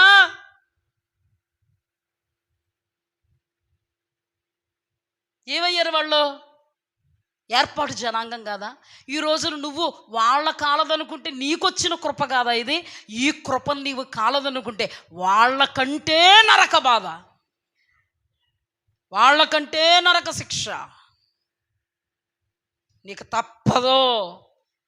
గుండెలు బాదుకుని చెప్తున్నా, గొంతు పెగిలేలా చెప్తున్నా, శక్తి అంతా కూడగొట్టుకుని దేవుని సన్నిధిలో బల్ల బద్దలయ్యేలా చెప్తున్నా, ఉలుకు పలుకు లేదనుకో, ఏ రోజు మన అంతమో మనకి తెలియదండి, తెలీదు. నువ్వు ఎంత ప్రార్థన పరుడు అయితే నీకు పరలోకం కనబడిందా, నరకం కనబడిందా? నువ్వు చస్తే పరలోకం వెళ్తావా, నరకం వెళ్తావా? బుద్ధి లేని కన్యకులు కూడా పరలోకం ఏం చూసుకొని, మాకు అన్నీ ఉన్నాయి, ఏం లేదో తెలుసా నీకు? ఏర్పాటు జనాంగాన్ని బట్టి నువ్వు సంతోషించలేదు.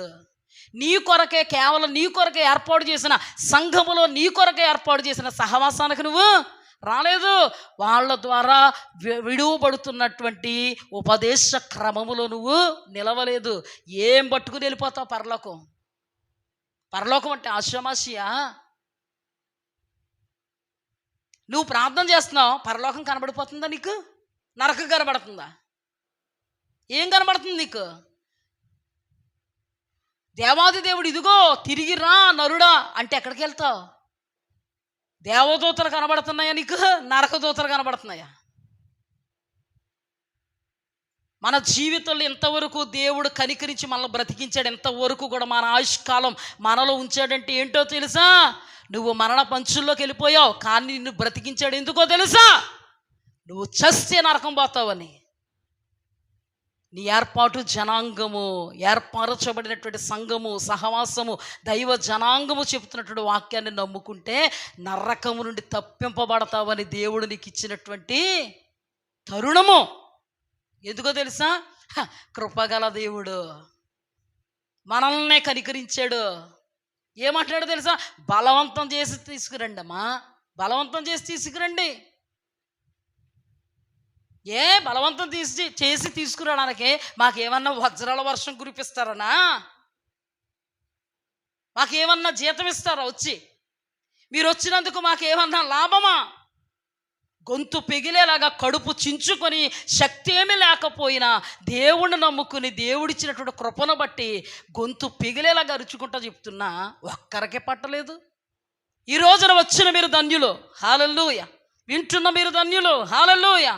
విన్న వాక్యాన్ని గ్రహించుకున్న మీరు ధన్యులు. ఎందుకంటే మీరు ఆ కృపను కోల్పోకూడదని దేవాది దేవుడు బలవంతం చేసన్నా మిమ్మల్ని పరలోక రాజ్యం ప్రవేశపెట్టాలంటేనే మేమేం చేస్తున్నాం? పిలుపునిస్తున్నాం. ఒక్కరోజు కాదండి, ప్రతిరోజు వాక్యం ప్రకటిస్తున్నామండి. మేము ప్రతిరోజు సమకూరుస్తున్నామండి మిమ్మల్ని. మాకు ఇంకా పని పాట లేదా? మా కుటుంబాలు లేవా? అయినా ఎందుకు? భారం, హల్లెలూయా, బాధ్యత. మీరెన్నో చక్కబెట్టుకుంటున్నారే, మా పిల్లల కోసం మేము చక్కబెట్టుకోవద్దు. మాకు కుటుంబాలు లేవు, మాకు టెన్షన్స్ లేవు. ఎందుకండి? వచ్చినవాడు ధన్యుడవుతాడు, విన్నవాడు ధన్యుడవుతాడు. ఏ దినమో మన అంతం మనకే తెలియదు. మన క్యాంపులోనే మొన్న ఏమైందండి? ఏమైంది? నువ్వు మామూలు మనిషివి కాదేమో, తల్లి తండ్రుల కంటే పుట్టినోడు కాదేమో, పైనుంచి వచ్చేవేమో. నీ మీద అపారమైన కృప ఉంటుందేమో. దేవునికి కృప ఉంది కాబట్టే రమ్మంటున్నాడు. హల్లెలూయా. కృప ఉంది కాబట్టే పిడికిళ్ళతో వదులుతున్నాడండి. బోయజు వదలమన్నాడు. ఎవరి కోసం? రూతు కోసం, సంఘం కోసం.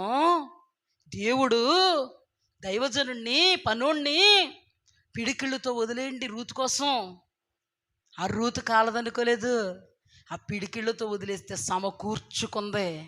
చివరికి బోయజు సరస్సు నిలబడింది. ఎక్కడైనా వాక్యం మారదండి.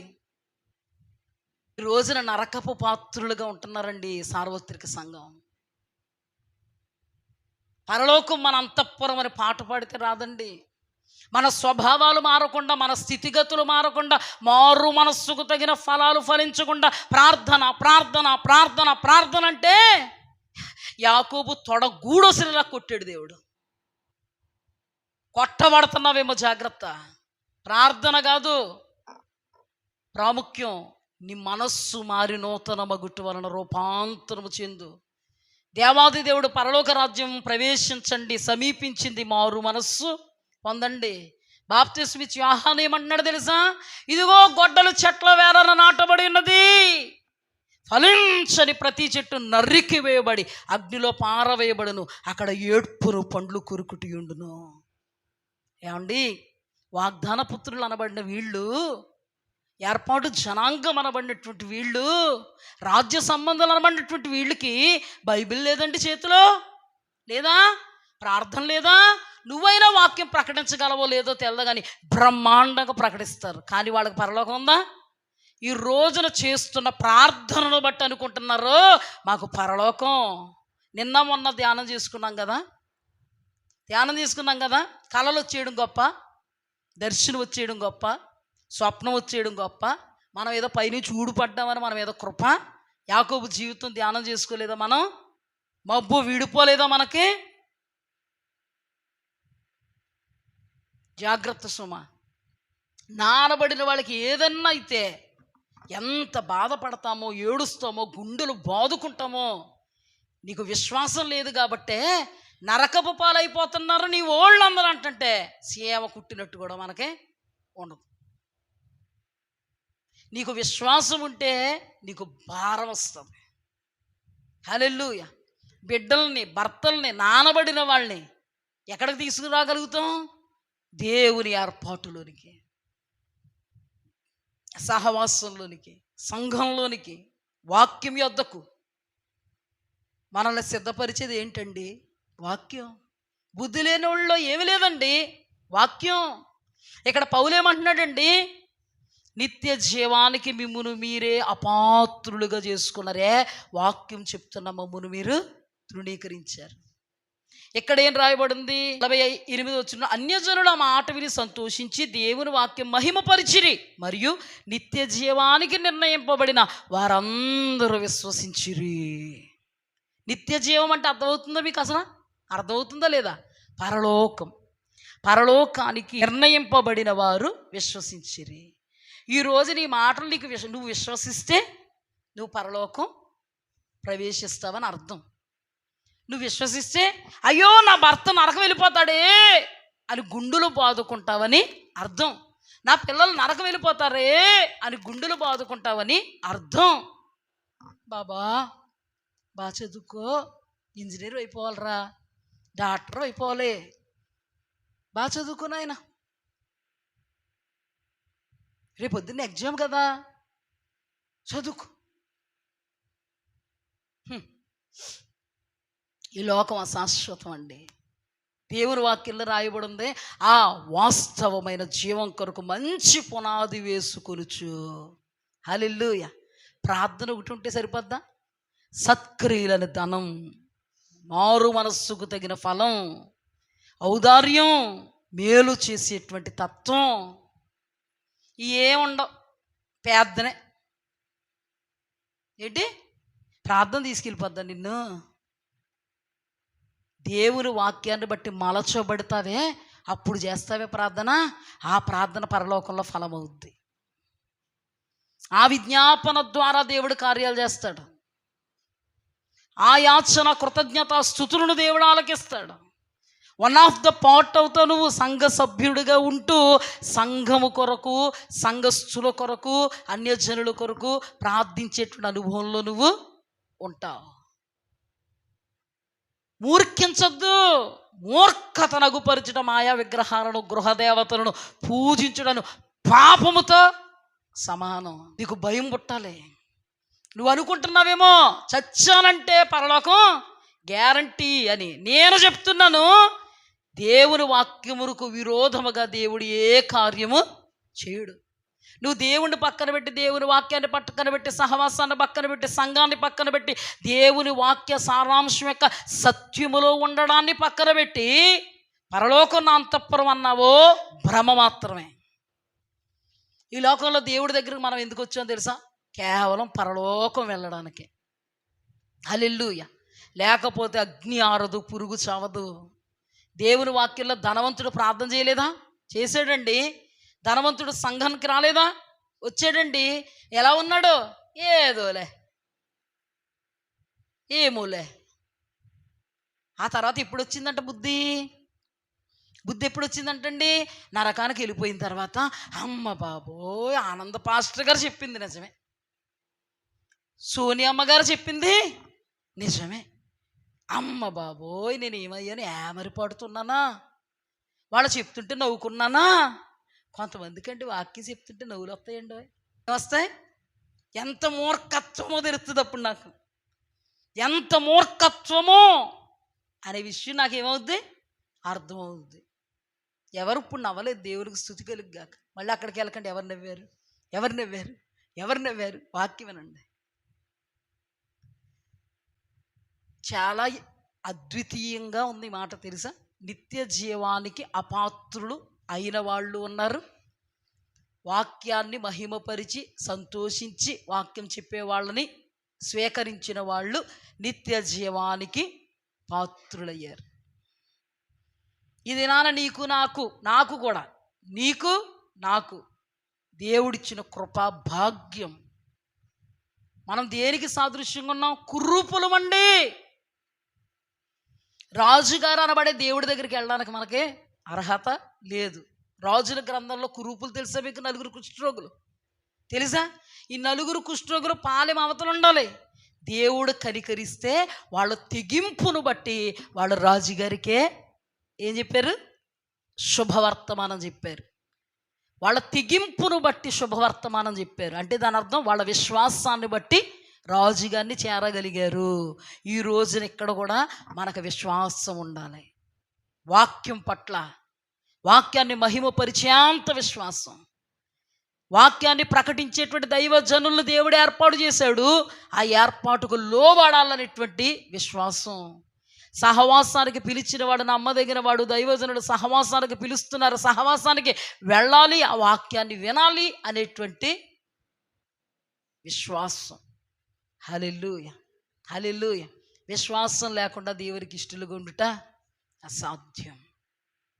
ఇప్పుడు ఈ వాక్యం మీద మనకేముండాలి? విశ్వాసం. ఈ విశ్వాసం మనల్ని ఎలా పురుకొల్పాలి? ఎంతో గొప్ప కృప ఇచ్చాడు దేవుడు మాకు.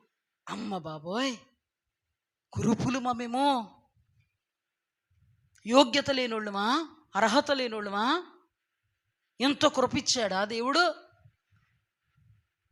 కుక్కల వంటి, పంది వంటి స్వభావాలు కలిగిన మాకు ఇంత కృప ఇచ్చాడా? అయితే ఈ కృపను మనం కాలదన్నుకోకూడదు. ఏమంటే రొట్టె ద్రాక్షరసం అనబడే శరీరము రక్తం తీసుకున్నప్పుడు మనం ఏం పాట పాడతాం? ఏం పాడతాం?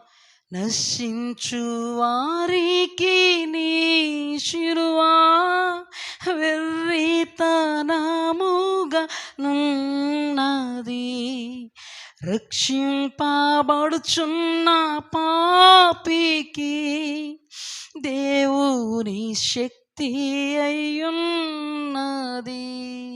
మనం నశించేటువంటి అనుభవంలో ఉంటే మనకు ఎలా ఉంటుంది? చులకనగా. మనకు ఎలా ఉంటుంది? ఎటకారంగా. మనకు ఎలా ఉంటుంది? ఏదో చెప్పాలి కాబట్టి చెప్పారులే, చెప్తే చెప్పారు కానీ ఇంక అత్తమాట రమ్మనకూడదు, ఎవరిష్టాన్ని కళ్ళు వదిలేయాలా. మా దేవుడు బలవంతం చేయమని చెప్పాడు ఇక్కడ. హల్లెలూయా. నువ్వు తిట్టుకుంటావా? తిట్టుకో. ఇది ఎక్కడ సంత అనుకుంటావా? అనుకో. కర్మ అనుకుంటావా? అనుకో. బలవంతం చేస్తానే ఉంటాం.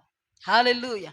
మేము ప్రకటిస్తూనే ఉంటాం, పిలుపునిస్తూనే ఉంటాం. మా ఉద్దేశం ఏంటో తెలుసా? మిమ్మల్ని పరలోకంలో నిలబెట్టాలి. హల్లెలూయా, హల్లెలూయా. మూతులు తిరుగుతున్నా పట్టించుకోం, ముక్కులు తిరిగిపోతున్నా పట్టించుకోం, భంగిమ మారిపోతున్నా అస్సలు పట్టించుకోం. నువ్వు రావాలంతే. హల్లెలూయా. నువ్వు సహవాసానికి రావాలంతే. దేవునికి స్తుతి కలుగుగాక. పందివలే పొర్లిన నన్ను, కుక్కవలే తిరిగిన నన్ను, పందివలే పొర్లిన నన్ను, కుక్కవలే తిరిగిన నన్ను, ప్రేమతో చేర్చుకుంటివే, ప్రేమమయా నీకే స్తోత్రము, ప్రేమతో చేర్చుకుంటివే, ప్రేమమయా నీకే స్తోత్రము. పంది వంటి అనుభవాలు కదా, కుక్కల వంటి అనుభవాలు కదా, ఏమాత్రం యోగ్యత కానీ అర్హత కానీ లేని అనుభవాలు కదా. దేవుడే గనక కనికరించకపోతే నిత్య నరకాగ్నికి ఆహుతైపోయేటువంటి అనుభవాలు కదా.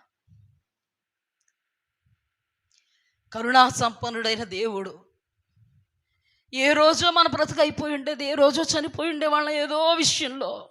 ప్రతి ఒక్కరికి అది అనుభవమే. కానీ దేవాది దేవుడు అధికంగా ప్రేమించాడు కాబట్టి ఈ దినాన మనల్ని సజీవ లెక్కలు ఉంచాడు. హల్లెలూయా. మనల్ని సజీవ లెక్కలు ఉంచిన దేవుడు నిత్య నరకాగ్ని పాలు చేయడానికి కాదు, ప్రేమతో చేర్చుకున్నటువంటి దేవుడు మనం నిత్య రాజ్య మహిమలో నిలబడాలని,